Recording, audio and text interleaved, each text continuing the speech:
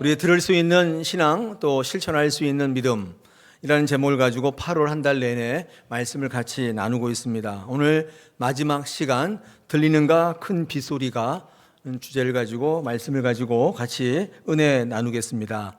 자, 오늘 성경 말씀에 나오는 이 엘리야의 시대는 우리가 상상하는 것보다 훨씬 어려운 시대였던 것 같습니다. 요컨대 아람 제국이, 아람 왕국이 굉장히 자주 쳐들어왔습니다. 이게 안보상의 문제가 있었어요. 전쟁이 잦았고 또한 무엇보다도 3년 6개월 동안 비가 오지 않는 가뭄이 계속되고 있었습니다. 북이스라엘은 이로 말미암아 절체절명의 위기 속에 있었습니다. 모두가 죽게 생겼어요. 뿐만 아니라 엎친 데 덮친 격으로 이 시대의 왕이 누구였냐면 북이스라엘의 가장 악한 왕, 아합 왕 시대였습니다. 그의 폭정과 또 더불어서 시대적인 분위기는 간악한 우상 바알과 아세라가 판을 치고 있었어요. 그러니까 죽어라 한 거예요. 되는 게 아무것도 없었어요. 세상적으로도 영적으로도 암흑의 시대를 살아가고 있었습니다. 아무 희망이 없는, 당장에 지금 목말라 죽게 생겼습니다. 농사를 할 수 없어요. 3년 6개월 동안 비가 안 오면 어떻게 될까요? 이루 말할 수 없겠죠. 한 1년만 비 안 와도 지구 멸망할걸요? 난리가 날 겁니다. 근데 3년 6개월 동안 비가 오지 않고 있었다고 얘기합니다. 얼마나 어렵겠어요. 자, 이때 생명을 살리는 하나님의 사람이 등장하는데 그가 바로 엘리야 선지자인 것입니다. 자, 그가 누구냐를 먼저 한번 살펴보고 말씀을 좀 이어가겠습니다. 엘리야 선지자가 누구냐를 살펴볼 때 야고보 사도가 야고보 5장 17, 18절에서 다음과 같이 이 엘리야 선지자를 소개하고 있습니다. 제가 읽어보겠습니다. 엘리야는 우리와 성정이 같은 사람이로되 그가 비가 오지 않기를 간절히 기도한즉 3년 6개월 동안 땅에 비가 오지 아니하고 다시 기도하니 하늘이 비를 주고 땅이 열매를 맺었느니라. 네, 지금 엘리야는 어떤 사람이냐면 우리랑 성정이 같은 사람이다. 성정이라는 건 뭐냐면 생각하고 행동하고 느끼고 하는 게 똑같다는 거예요. 그러니까 보통 사람이다 그런 뜻입니다. 그런데 조금 다른 점은 뭐냐면 그는 기도하는 사람이다. 기도한 적. 그런 우리랑 똑같은 사람인데 기도하는 사람이었다는 것입니다. 자, 이 두 개의 말을 이렇게 합해 보면 이 야고보 사도가 이 말을 통해서 우리에게 무슨 말씀을 하려고 하냐면 그는 특별한 능력의 사람이 아니다인 것입니다. 조금 더 자세하게 말씀드리면 그는 특별한 기도의 능력을 갖고 있던 사람이 아니라는 뜻입니다. 저와 여러분처럼 그렇게 기도했던 사람이에요. 그 얘기를 성경은 전달하고 있습니다. 그러니까 우리와 성정이 같다는 것은 또 그가 기도했다는 것은 우리도 엘리야와 같이 기도할 때 이 절체절명의 위기 속에서 승리할 수 있다는 사실을 강조하는 것입니다. 그럴 수 있다는 가능성을 우리에게 주는 거예요. 인생 속에 3년 6개월 정도의 비가 오지 않는 참혹함 속에 이 절체절명의 위기 속에 있다면 여러분, 나는 어떻게 해볼 수 있는 그런 방법이 없다. 나는 이제 다 했다. 할 거 다 했다. 이제는 아무것도 없다. 이렇게 백척간두에 서 있다면 여러분, 이 위기 속에서 승리하는 것은 오늘 이 말씀에 의하면 특별한 능력을 가진 사람만이 하는 게 아니라는 것입니다. 판세를 뒤엎고 판도를 바꾸는 많은 사람들의 생명을 구하고 위기 속에서 살아나는 방법은 특별한 사람이 하는 게 아니라고 우리에게 말씀하는 거예요. 저와 여러분도 할 수 있다는 것입니다. 할렐루야. 지금 엘리야가 기도하니까 비가 와서 다 구했잖아요. 그런데 엘리야가 우리랑 똑같은 사람이라는 것입니다. 우리는 이제까지 엘리야가 특별한 기도의 능력을 가진 사람이라고 생각했습니다. 그런데 오늘 하나님의 말씀은 그렇지 않다는 것입니다. 우리와 성정이 같은 평범한 사람이 지금 이와 같은 능력을 행사하고 있다면 그것은 특별한 것이 아니라 올바른 것이었기 때문이라고 말씀합니다. 즉 엘리야는 특별한 기도자가 아니라 올바른 기도자인 것입니다. 특별한 기도를 한 게 아니라 바른 기도를 한 거예요. 위기에서 구하는 것은 특별한 게 아니라 올바른 신앙입니다. 그러므로 특별한 기도의 능력을 구하는 게 아니라 하나님이 기뻐하시는 바른 기도가 무엇인지를 분명히 알고 그것을 구하는 참된 기도자가 되어야 한다 그 말입니다. 우리는 특별한 게 있다고 생각해요. 그래서 바른 것을 포기합니다. 특별하게 보이기 위해서, 특별하게 되기 위해서 하나님 우리에게 요구하시는 정석의 길을 내려놓고 다른 걸 합니다. 특별하게 해지기 위해서. 엘리야는 특별한 사람이 아니에요. 올바른 사람이에요. 하나님이 뭘 기뻐하시는지를 알고 그 길을 걷는 사람입니다. 그의 기도는 특별한 무슨 신비한 기도가 아니에요. 하나님을 기쁘시게 하는 정석의 기도를 했던 것입니다. 엘리야의 능력은 여기서부터 온 것입니다. 아합의 시대는 제가 말씀드린 것처럼 매우 열악한 시대였어요. 불리한 조건이고 열악한 조건인데 이 가운데 판세를 바꾸고 판도를 뒤바꿨어요. 여러분, 이렇게 판세와 판도를 뒤바꾸는 신앙이 어떤 신앙인가? 엘리야의 신앙입니다. 저는 오늘 설교의 주제와도 같은데 여러분, 특별한 것이 이렇게 하는 건 아닙니다. 하나님을 잘 알아서 하나님이 정말 원하시는 것이 무엇인지를 제대로 아는 바른 신앙이에요. 전 여러분이 특별한 신앙이 되기보다는 올바른 신앙 되기를 축복합니다. 엘리야가 이렇게 위기 속에서 많은 사람들을 구하는 믿음을 보여주었는데 이 믿음이 어디서부터 왔는가? 위기에서 구하고 판세를 바꾸는 이 믿음은 어떤 것인가? 오늘 성경 말씀을 통해 두 가지로 한번 같이 말씀을 나누겠습니다. 첫 번째는요, 그의 믿음은 말씀에 근거한 믿음이었다, 신앙이었다, 이렇게 볼 수밖에 없습니다. 오늘 이 엘리야는요, 41절에 보니까 엘리야가 아합에게 이르되 올라가서 먹고 마시소서 큰 비소리가 있나이다, 이렇게 호언장담합니다. 지금 비가 오고 있는 중이 아닙니다. 지금 3년 6개월의 가뭄이 계속되고 있는 상황인데 다 죽을 판인데 엘리야가 지금 뭐라고 얘기하냐면 큰 비소리가 있다는 것입니다. 그러면서 빨리 내려가라는 거예요.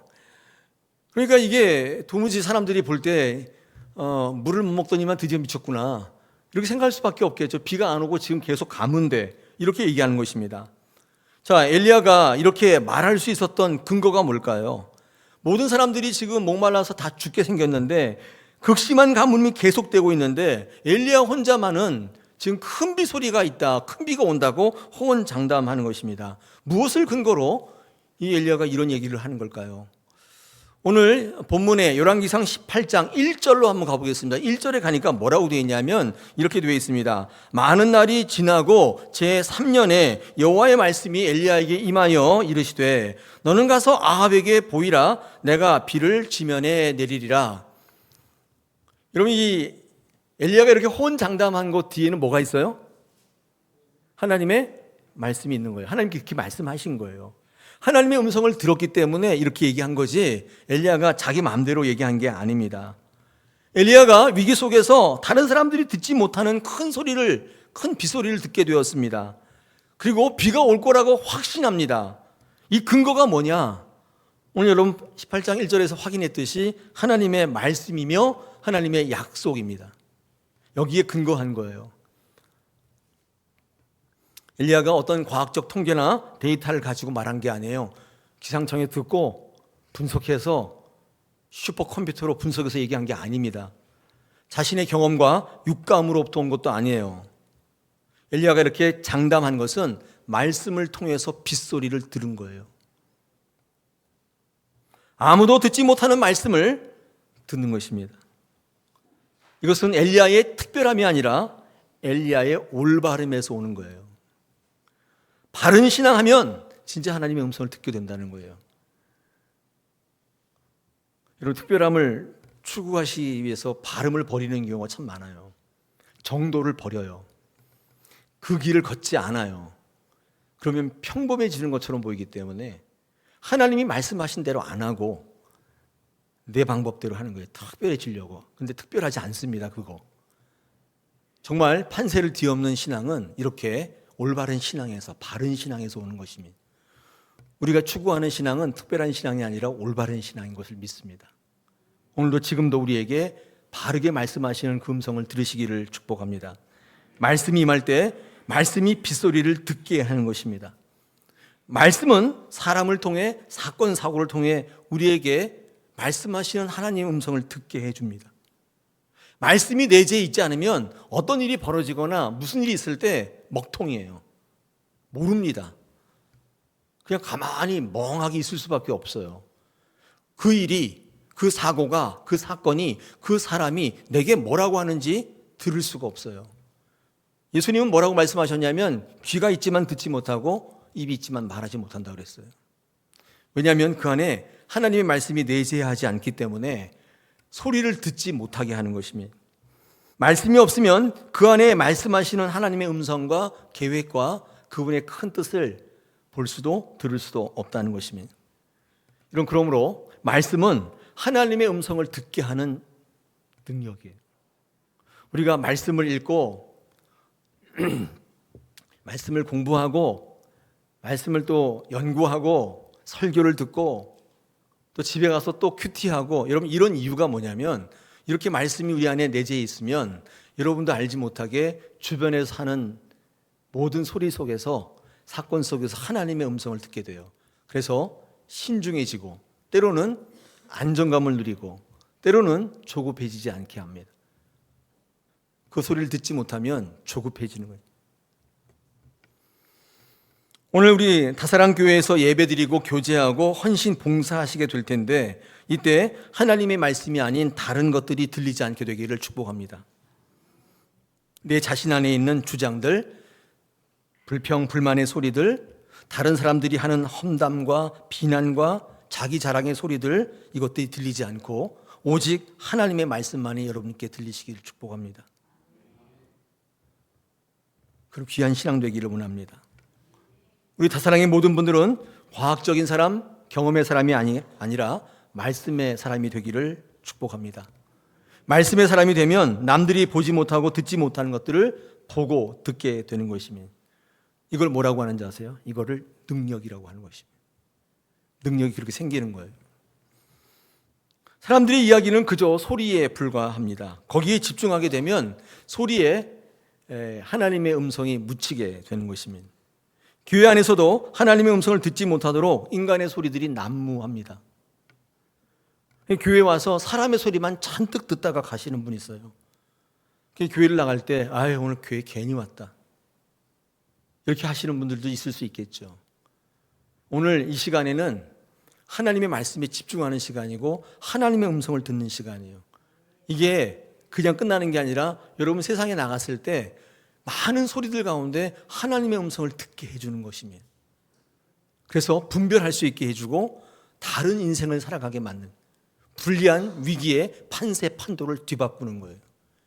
그런 귀한 능력이 말씀 가운데 있다는 사실을 말씀 강조할 수밖에 없습니다. 오늘도 이 예배 시간에 80%가 말씀이에요. 말씀인데 이 말씀이 여러분의 능력 되시기를 축복합니다. 개그우먼 조혜련 씨가 있습니다. 이분이 원래 기독교 신자가 아니라 요즘에 간증하러 많이 다니시거든요. 근데 원래는 남묘 호랭케교 SGI 보셨어요? 거기에 신자였습니다. 그걸 믿던 사람이에요. 그런데 이혼했고 그 다음에 그 딸아이가 굉장히 방황하고 이런 과정을 겪으면서 굉장히 불행한 인생을 사시다가 재혼을 했는데, 재혼할 때 만난 분이 예수를 잘 믿는 남편이었어요. 그래서 예수를 믿게 되었는데 완전히 다른 인생을 지금 살고 있습니다. 간증도 하고 전도도 하고 그래요. 이 조혜련 씨가 쓴 책이 있습니다. 반전의 하나님, 그런 책이 있는데 거기 보면 이런 얘기가 나옵니다. 조혜련 씨가 직접 이제 간증 때도 새롭게 하소서 보면 이런 얘기 나오거든요.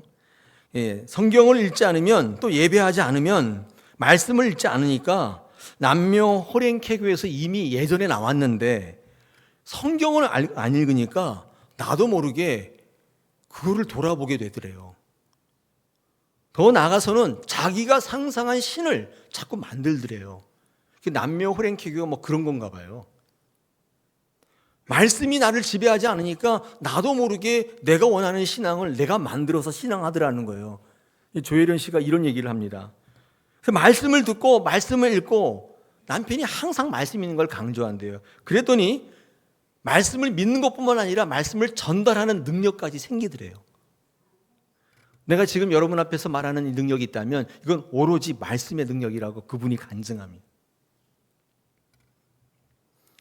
그러면서 신앙생활을 할 때 하나님의 말씀을 읽지도 않고 듣지도 않고 묵상하지도 않고 심지어 가지고 다니지도 않는다면 영적인 맹인, 농아가 될 수밖에 없다. 그래서 그분이 어버버버 이렇게 진짜 흉내를 내요. 자기는 개그할 때도 다 하나님의 말씀으로 말하는 거래요. 말씀이 없으면 내 안에 하나님을 찾아가고 하나님을 들을 수 있는 능력이 없다는 거예요. 여러분, 엘리야가 담대하게 호언장담했던 거는 그의 호기 때문이 아니에요. 그가 원래 이렇게 의시되고 자기 주장하기 좋아서 그런 게 아니에요. 하나님의 말씀이 내재하고 하나님의 약속이 확실하기 때문에 했던 얘기죠. 그래서 그 뜻대로 그 약속을 이루시는 것입니다. 저와 여러분의 삶 속에 하나님의 음성이 넘쳐나시기를 축복합니다. 제가 성경을 읽다 보면 성경에 소리란 말이 있잖아요. 소리. 이 소리란 말이 두 가지 의미잖아요. 우리가 쓸 때 사운드 하나 있고 보이스가 있습니다. 이 사운드 그러면 이거 사운드잖아요. 소리. 근데 여러분, 이게 성경에는요, 소리라고 쓰이는 것은 이 사운드와 소리, 이게 목소리로 구별되어 있지 않아요. 제가 찾아보니까 다는 아니지만 시간이 허락한 대로 찾아보니까 90% 이상 소리라고 하면 전부 하나님의 목소리예요. 사운드가 아니에요. 이 목소리를 콜이라고 하거든요. 콜. 히브리어로 콜이라고 하는데 이 성경에 나와 있는 이 소리는 전부 하나님의 목소리로 되어 있습니다. 심지어는 이런 거 있잖아요. 천둥 소리. 천둥은 꽝 이거 아니에요? 그러면 이거 사운드 아니에요? 근데 실제로 성경 원어를 찾아보면 하나님의 목소리라고 되어 있어요. 심지어는 나팔 소리. 이것도 보면 이거는 사운드일 거다. 찾아보면 다 보이스로 되어 있습니다. 성경의 원어에 그렇게 되어 있어요. 오늘 성경 본문은 아니지만 한 장 넘겨보시면 19장 12절에 하나님께서 말씀하시는데 세미한 소리가 있었다고 얘기합니다. 이 엘리야가 하나님을 만나는 데 있잖아요. 하나님은 지진 가운데 큰 우레 가운데 그렇게 말씀하시는 줄 알았는데 이 엘리야가 발견한 하나님의 소리는 뭐냐면 세미한 소리예요. 이 세미한 소리라는 게 뭐냐면 조근조근 속삭이는 소리거든요. 하나님이 그렇게 엘리야에게 말씀하시더라는 것이면 이때 세미한 소리도 이것도 보이스예요. 하나님의 목소리입니다. 이게 무슨 말이냐면요, 하나님의 말씀을 가지고 있는 모든 분들은 사물의 모든 소리를 통해서 하나님께서 우리에게 일러주시는 음성을 듣게 되는 거예요. 루터가 회심했을 때 천둥 번개에 맞아서 그러죠. 이 친구가 죽게 되지 않습니까? 근데 그 천둥 번개 소리를 통해서 하나님의 음성을 듣는 거예요. 그러므로 엘리야는 큰 빗소리를 듣는 것이 아니라 빗소리를 통해 말씀하시는 하나님의 음성을 들었던 것이면, 하나님께서 세상을 창조할 때 한 가지 창조하지 않은 게 있는데 그게 소리예요. 소리는 창조하지 않으셨습니다. 빛도 창조하고 어둠도 다 창조하셨는데 소리를 창조했다는 말이 없어요. 왜냐하면 소리가 하나님이시기 때문에 그렇습니다. 하나님은 말씀으로 존재하시고 모든 소리를 통해 하나님이 거기 계시기 때문에 하나님의 말씀과 약속을 가진 사람만이 그 일을 통해 하나님의 뜻을 알게 되는 것입니다. 우리 이해 안 되는 일이 많잖아요. 그래서 나랑 전혀 관계없다고 생각하잖아요. 그렇지 않습니다. 말씀이 충만하게 되면 그 일로 인해서 내게 말씀하시는 하나님의 음성을 듣게 되는 거예요. 그러면 두렵지도 무섭지도 않게 되는 것입니다. 사랑하는 여러분, 우리는 우리의 필요를 통하여 하나님을 만나는 게 아니라 그걸 통해 들려주시는 하나님의 음성을 듣는 신앙으로 성장했으면 좋겠습니다. 이 필요를 채우는 신앙이 아니라 하나님의 음성을 듣는 신앙 되기를 원합니다. 하나님은 모든 소리를 통해서 우리에게 말씀하시고 우리를 부르시는 줄 압니다. 우리 설교 이후에 찬양 부를 텐데 528장인데 예수가 우리를 부르는 소리 그 음성 부드러워, 그런 가사가 나오거든요. 좋죠. 예수님께서 여러분을 부르시는데 그 음성이 부드럽다는 것입니다. 근데 그 음성을 들으려면 하나님의 말씀이 내재했을 때 그 음성이 우리를 부를 때 평안함이 있는 거예요. 그 음성을 들을 때 우리는 두려워하지 않게 되는 것입니다. 문제는 뭐냐면 이제 그 음성을 듣기가 어려운데, 지금 말씀드리는 것처럼 그 음성을 듣기 어려운 것은 가장 근본적인 이유는 내 안에 하나님의 언어가 없기 때문이에요. 말씀이 없기 때문이에요. 여러분의 언어로 잔뜩 채워 있고 세상의 언어로 잔뜩 채워 있으면 들리지를 않는 것입니다. 내 안에 말씀을 채우기 시작할 때 그때부터 들리기 시작하는 것입니다. 들을 수 있는 것입니다. 요한복음 10장 3절, 4절, 5절, 27절에서 예수님이 이렇게 말씀합니다. 문지기는 그를 위하여 문을 열고 양은 그의 음성을 듣나니 그가 자기 양의 이름을 각각 불러 인도하여 내느니라. 자기 양을 다 내어놓은 후에 앞서 가면 양들이 그의 음성을 아는 고로 따라오되 타인의 음성을 알지 못하는 고로 타인을 따르지 아니하고 도리어 도망하느니라. 내 양은 내 음성을 들으며 나는 그들을 알며 그들은 나를 따른다. 하나님의 양들은 하나님의 음성을 듣는다는 것입니다. 마치 목자의 음성을 듣고 푸른 초장으로 인도받는 양처럼, 쉴만한 물가로 인도를 받는 양들처럼 하나님의 음성을 듣고 위기 속에서, 힘든 어려움 속에서 하나님께서 그들을 건져내신다는 것입니다. 하나님의 음성을 들으시기를 축복합니다. 말씀을 차곡차곡 쌓으십시오. 그 말씀을 어떻게 쌓느냐? 자꾸 말씀에 노출되는 거예요. 저는 제일 좋은 게 새벽 기도라고 생각이 됩니다. 저의 신앙은 새벽 기도에서 생긴 거예요. 여러분, 제가 하루 어떻게 사는지 잘 모르시죠? 바빠요. 그래가지고 성경 볼 시간도 사실 거의 없어요. 뭐하고 전화 한두 통 받으면 오전 오후 다 가고, 어디에 불려가서 뭐 이렇게 얘기하다 보면 하루 다 가고, 어떻게 방법이 없어요. 근데 새벽에 3시간, 4시간 말씀 보고 설교하는 게 없으면 여기 설 수가 없어요. 여러분, 목사인 저도 그런데 여러분 어떠세요? 주중에 평상시에 말씀 많이 보세요? 안 되죠, 잘. 아마도 그럴 겁니다. 그래서 말씀 앞에 내 자신을 노출하는 거, 이거는 여러분 말씀에 매일실 수밖에 없어요. 그래야 말씀이 여러분의 내공이 돼요. 그렇지 않으면 일로 왔다가 일로 다 흘러나가고 없고, 위기 속에서 여러분의 판세를 바꾸는 말씀 역할을 기대할 수가 없습니다. 오늘부터 한번 해보십시오. 내가 말씀에 계속 노출되겠다. 그래서 때를 얻든지 못 얻든지 예배하고, 상황이 된다면 우선순위를 갖겠다. 말씀 앞으로 나오겠다. 한번 결단해 보세요. 엘리야처럼 빗소리를 듣게 되는 것입니다. 할렐루야. 제가 앞에 로고스와 레마를 좀 써왔는데, 예전에 한번 말씀을 드렸는데, 똑같이 헬라어인데 말씀이라고 번역되는 단어입니다. 근데 로고스 저렇게 씁니다. 레마를 저렇게 써요. 근데 로고스가 뭐냐면 선포된 말씀입니다. 지금 제가 설교하잖아요. 이게 로고스예요. 근데 많은 분들이 들으시지만 다 마음에 담는 것은 아닙니다. 지금 다른 생각하고 계시고 지금 마음이 다른 데 가 계신 분이 있어요. 그런 분들한테는 그냥 로고스지 레마는 아닙니다. 레마는 뭐냐면 받아들이는 말씀이에요. 그 말씀이 내 안에 들어와서 저장되는 거예요. 그러려면 그냥 들리면 안 되고 귀를 쫑긋 세우고 의지를 가져야 되는 말씀입니다. 그러니까 누구나 레마로 받을 수 있는 건 아니에요. 우리 레마를 랩으로 듣는다 이런 말을 하거든요. 레마는 헬라어로 말씀이란 뜻이지만 이 랩은요 히브리어입니다. 히브리어인데 뜻이 뭐냐면 심장이에요. 그러니까 레마하고 레브하고 발음이 비슷하죠. 음역 간에 비슷해요. 그래서 레마는 랩으로 듣는다 이렇게 말하면 약간 언어의 유희가 있잖아요. 그러니까 심장으로 듣는 말씀이 레마라는 거예요. 로고스는 그냥 가만히 앉아있으면 귀로 들리는데 대신에 마음에 담겨지진 않아요. 그냥 없어져 버려요. 선포된 일반적인 말씀이지만 레마는 내 마음으로 받는 것입니다. 베드로가 그 말씀에 의지하여 내가 깊은데 금을 내리겠다 할 때 그 말씀은요 레마예요.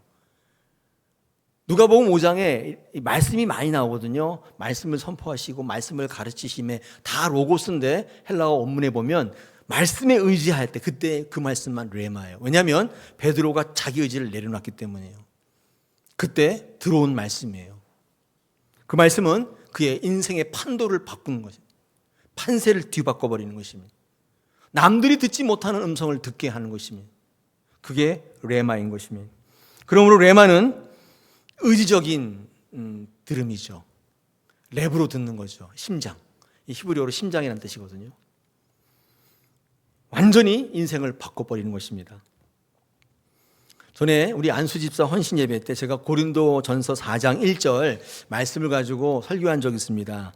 거기에 오늘 보면 이렇게 되어 있는데 사람이 마땅히 우리를 그리스도의 일꾼이요 하나님의 비밀을 맡은 자로 여길지어다, 이런 말씀이 나오는데, 이때 일꾼이라는 단어를 보면 되게 특별합니다. 이게 뭐냐면 일꾼이라고 성경에 나와 있을 때 거의 90%의 용례의 단어는 둘로스입니다. 둘로스.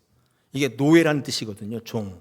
근데 이 일꾼이라는 이 말 한번 보시면 휘페르테스라는 단어인데, 이게 성경에 딱 한 번 나오는 단어인데 이 사도 바울이 의도적으로 만든 단어인 것 같아요. 저는 두 가지 단어가 합성된 단어인데, 하나가 휘포, 또 하나가 에레테스. 이 두 가지, 휘포는 것은 아래라는 뜻이고요, 에레테스라는 것은 노를 젓는다는 뜻입니다. 이 두 가지 단어를 합성해서 사도 바울이 의도적으로 만든 단어예요. 왜냐하면 성경에는 안 나와요. 딱 한 번 나오는 단어인데, 이건 무슨 말이냐면 배 아래에서 노를 젓는다는 뜻이에요. 배 아래에서 노를 젓는 사람은 누구냐면 이 전함의 노예들 있잖아요. 배 젓는 노예들. 그 사람들을 얘기하는 거예요. 사도 바울은 하나님의 일을 감당하는 일꾼을 얘기할 때 이 독특한 단어를 쓰고 있어요. 일반 배가 아니라 전투함에서 밑에서 이 왼쪽 오른쪽에 쫙 앉아가지고 배를 젓는 노예들, 그 사람들을 하나님의 일을 맡은 일꾼이다, 이렇게 표현하는 거예요. 이유가 뭘까요? 여러분 저기 명량해전 보셨죠? 영화 안 보셨어요? 대답 안 하실 줄 알았어요. 네, 봐도 안 하실 거죠.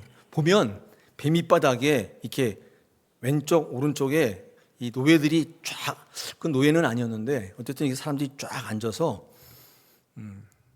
영화 300에 보면 나와요. 이렇게 쫙 거기 보면 노예들이 쫙 앉아서 막 등치가 이런 사람들이 발에 쇠사슬, 노예니까 다 묶어놓고 거기서 배를 젓는데, 이렇게 딱 적군이 올 때, 그죠? 적군의 배 앞에 이렇게 쇠뭉치가 달려 있거든요. 만약에 옆으로 쳐박으면 구멍이 나면 침몰하잖아요.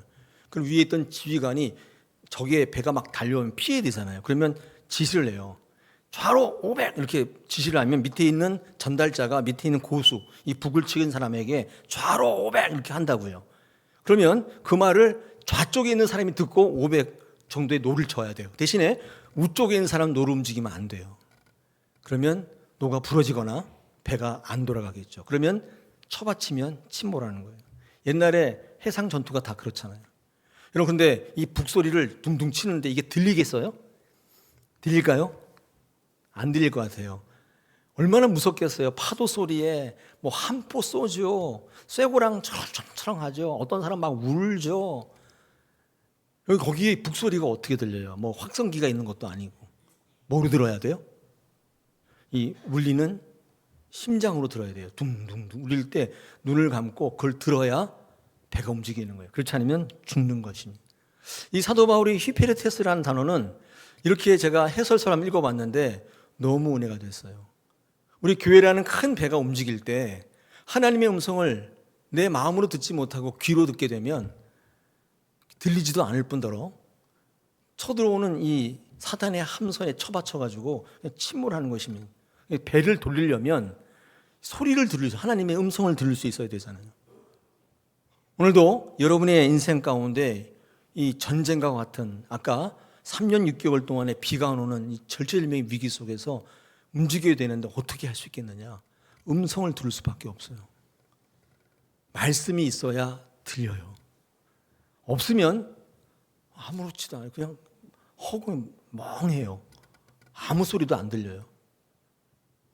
오늘 우리는 어쩌면 그 당시에 엘리야 시대보다 더 위기 속에 살아가는지도 모르겠습니다. 오늘 그 하나님의 음성을 들으시는데 여러분 안에 말씀이 충만하시기를 축복합니다. 두 번째 엘리야의 이 믿음은 어디서부터 왔는가? 두 번째는 기도하는 신앙이죠. 이루 말할 수 없겠죠. 오늘 성경 보니까 엘리야가 기도하는 사람이라고 설명하고 있습니다. 말씀이 임할 때 빗소리가 들을 수 있었듯이 마찬가지로 기도할 때 하나님의 음성을 듣게 되는 것입니다. 왜냐하면 기도는요, 이 오스카 쿨만이라는 사람이 뭐라고 기도했냐면, 이 기도의 정의를 했냐면, 기도는 내 이야기를 하나님 앞에 쏟아놓는 게 아니라 하나님의 음성을 내가 듣는 것이다, 이렇게 정의했습니다. 우리는 많은 분들이 기도는 취야 하면서 그냥 막 쏟아놓는 거라고 생각하잖아요. 근데 그것도 기도일 수 있는데 기도의 본질적 목적은 하나님이 내게 말씀하시는 소리를 듣는다는 거예요. 그러려면 내가 잠잠하지 않으면 하나님의 음성을 들을 수 없다는 것입니다. 하나님은 아까 말씀드렸듯이 세미한 소리 가운데 계신다는 거예요. 내 욕망의 소리, 욕심의 소리를 내려놓고 잠잠하셔야 들려요. 그러지 않으면 온통 내 이야기만 들리는 거예요. 내 주변에 소리 큰 사람의 이야기만 들리는 거예요. 하나님의 음성이 들리지 않는다는 것이면. 자, 그러면 이 엘리야는 특별한 사람이 아니라 올바른 신앙의 사람이라고 그랬잖아요. 그가 했던 기도가 어떤 기도냐? 세 가지를 한번 살펴보겠습니다. 첫째, 간절한 기도했습니다. 우리 42절에 보니까 엘리야가 갈멜산 꼭대기로 올라가서 땅에 꿇어 엎드려서 그의 얼굴을 무릎 사이에 넣고 기도했다. 이렇게 되어 있습니다. 머리를 무릎 사이에 넣는 거 해보실 수 있는 분 계세요? 제가 또 해봤잖아요. 근데 이 허리가 굽혀지질 않아요. 허리가 굳었나 봐요. 유연하신 분들은 이렇게 할 수 있어요. 제가 이렇게 보니까 이렇게 요가 같은 하신 분들이 이렇게 머리를 무릎 사이에 넣을 수 있는데 이런 기도를 하는 것이 간절한 기도입니까? 오늘 성경에서 이 엘리야가 간절한 기도를 했다고 하는데 이 간절한 기도라는 무슨 뜻일까요? 이 얼굴을 무릎 사이에 넣는 이 기도는 굉장히 불편한 기도죠. 이렇게 하려면 얼마나 힘들겠어요. 그래서 요가를 잘하시는 분이 간절한 기도를 할 수 있는가? 그것도 아닙니다. 여러분, 이 간절한 기도가 어떤 기도인지를 제가 공부해 보니까 많은 참고서에서 이렇게 얘기합니다. 겸손한 기도. 얼굴을 무릎 사이에 넣고 불편하게 앉아서 기도하는 것을 성경적으로 어떻게 해석하냐면 겸손한 기도입니다. 이 겸손한 기도가 그럼 뭐냐? 이런 거예요. 기도할 때 이런 분들 있잖아요. 허락을 구하는 기도? 그건 괜찮은데 이 통보하는 기도 있잖아요. 통보하는 거. 또는 가르치는 기도도 있어요. 가르치는 기도. 하나님을 가르쳐요. 또는 자기의 주장을 합리화시키는 기도도 있어요. 이런 거는 겸손할 수 없는 거죠. 진짜 겸손한 기도는 뭐냐면 이런 겁니다. 완전히 맡기는 기도예요. 주 뜻대로 하옵소서. 이게 겸손한 기도예요. 자, 머리를 무릎 속에 넣고 기도했다는 것은 굉장히 불편한 기도인데 이거를 우리가 영적으로 해석해 본다면 겸손한 기도인데 이 겸손한 기도가 뭐냐? 내 주장하지 않고 내 뜻을 세워서 내 계획을 통보하는 게 아니라 하나님께 전적으로 맡기는 기도라는 사실입니다. 이 겸손한 기도의 반대적 개념이 이 교만한 기도잖아요. 이게 사무엘상 1장 9절에 나타나 있는데 한번 읽어보겠습니다. 중간에 그때에 제사장 엘리는 여호와의 전 문설주 곁 의자에 앉아 있었더라. 여러분, 의자에 앉았다는 말이 왜 기도하지 않는다는 말인가? 제가 한번 읽어보니까 여러분, 의자라는 말은 우리가 앉는 그냥 체어가 아니에요. 이 대제사장이 앉는 의자는 권위요, 자기 체면이요, 자기 의를 얘기하는 거예요. 그래서 관용적 표현으로 의자에 앉았다 그러면 기도하지 않는다는 뜻입니다. 그러니까 엘리는 어떤 위급 상황에 블레셋이 쳐들어오는 그런 상황에 땅바닥에 엎드려 함께 기도하는 사람이 아니라 그 의자에 앉아 있는 사람입니다. 체면 차리고 앉아 있는 거예요. 내가 제사장인데 이렇게 하고 앉아 있는 사람이에요. 겸손한 기도가 판세를 바꾸더라는 거예요. 기도의 신앙이 매우 중요한데 그중에 여러분 겸손한 기도를 드리시기를 축복합니다. 두 번째 43절에 보니까 그가 사원에게 이르되 올라가 바다 쪽을 바라보라. 그가 올라가 바라보고 말하되 아무것도 없나이다. 이르되 7번까지 다시 가라. 이렇게 말씀이 되어 있죠. 7번까지 계속 가라는 말은 다른 말로 표현하면 포기하지 말라는, 중단하지 말라는 거예요. 계속 가서 보라는 거예요. 이런 무엇인가를 계속 갈 수 있는 힘이 제가 늘 설교할 때 뭐라고 말씀하냐면 확신입니다.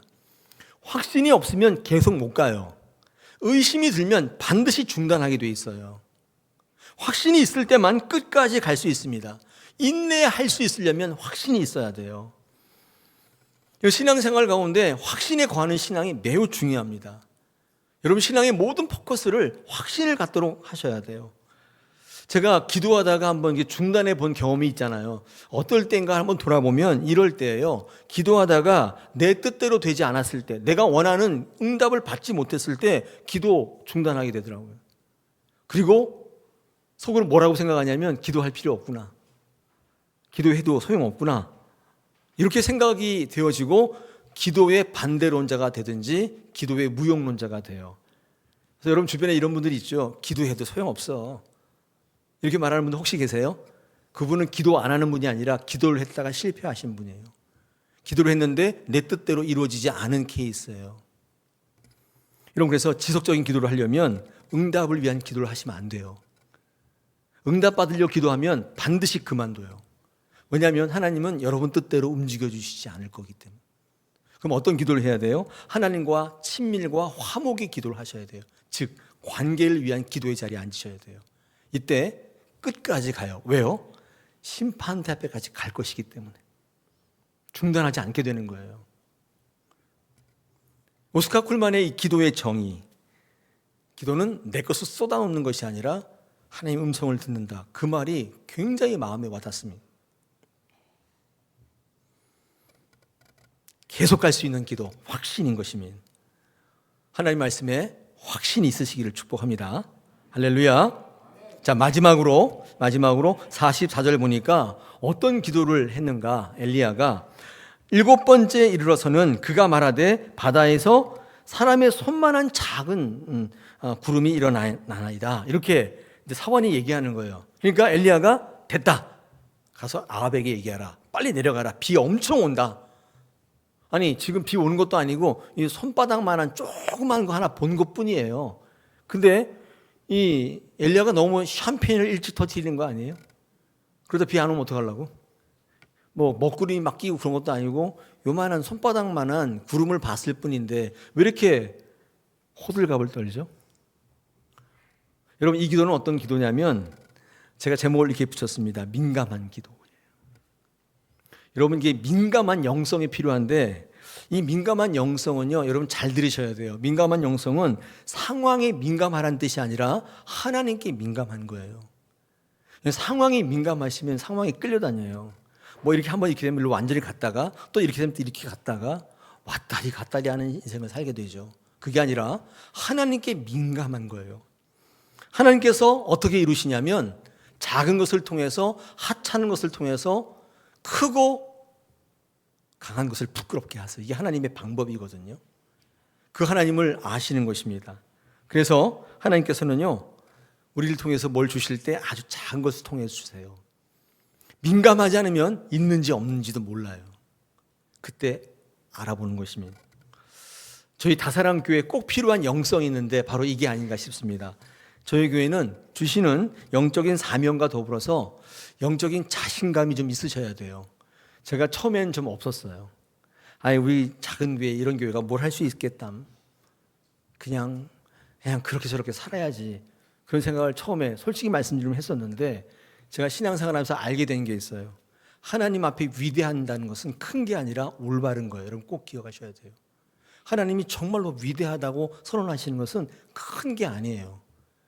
올바른 거예요. 바른 거.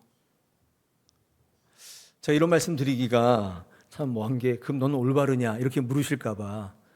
그건 아니지만 그러나 하나님께서 정말 옳다고 인정하시고 위대하다고 말씀하시는 것은 큰 게 아닙니다. 우리 교회가 이 영적인 자신감과 더불어서 하나님께서 우리에게 뭐라고 말씀하시는지 나타나시는 거에 민감하셔야 돼요. 그럴 때 하나님께서 우리를 위대하게 사용하시는 줄 믿습니다. 여러분, 제가 설교 초반에 말씀드린 것처럼 지금 이 시대는 엘리야 시대보다 더 위기 속에 있습니다. 정말 절체절명에 있어요. 세계 정세가 막 바뀌는 게 막 눈에 보여요. 판이 새로 바뀌고 있잖아요. 판세가. 그래서 편 나누기가 확실해지고 이제 까딱하면 죽든지 살든지 둘 중에 하나인 거예요. 그리고 교회 내에서도 세상에서도 지금 절체절명의 위기가 계속 불어닥치고 있어요. 근데 이 판세를 바꾸려면 엘리야와 같은 믿음이 필요한데 그 믿음이 뭐냐? 정리하겠습니다. 말씀을 근거로 하셔야 돼요. 기도하시는데 여러분 그냥 기도하는 게 아니라 민감한 영성을 가지고 또 하나님께서 우리에게 말씀하실 때에 지속적인 거 끊고 중간에 그만두고 그런 게 아니에요.